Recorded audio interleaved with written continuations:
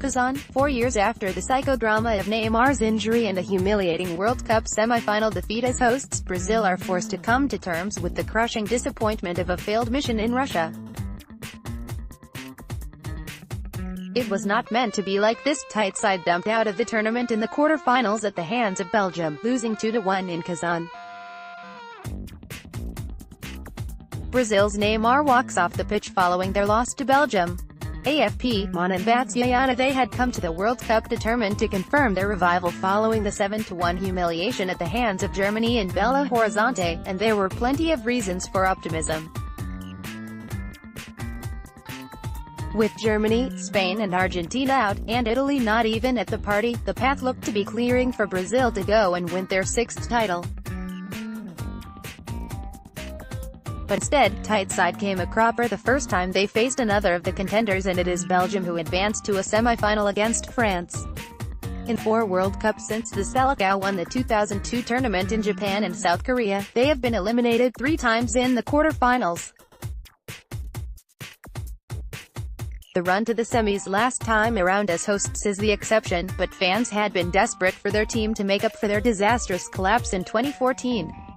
When Neymar was cut down in the quarter-final win over Colombia in the Brazilian city of Fortaleza and stretchered off with a fractured vertebrae, the outlook was not good for Luis Felipe Scolari's side. Yet nobody could have predicted exactly what would follow, with a stricken Neymar absent as Brazil dramatically capitulated to the eventual winners. They consoled themselves with the thought that, 4 years later, a fit Neymar would be at his peak to lead a new assault for the title on Russian soil. Now 26 and the world's most expensive player, Neymar was fit here, but only just.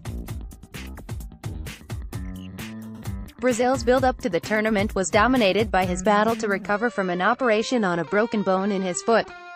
He goes home after scoring just 2 goals, his greatest impact on this World Cup being his tears against Costa Rica and, above all, his theatrics.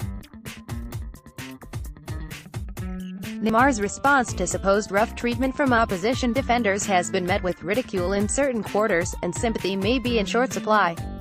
That even applies back home. Sublime genius or pathetic farce, read one headline in weekly magazine Epica.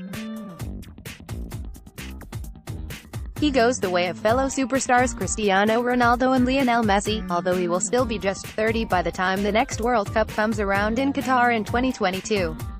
Tite falls short in 4 years. It may be a very different Brazil. After all, Neymar was one of only 6 survivors in the squad from 2014. And of Tite, such an impressive figure, his record since taking over following the disastrous showing at the 2016 Copa America should not simply be forgotten now.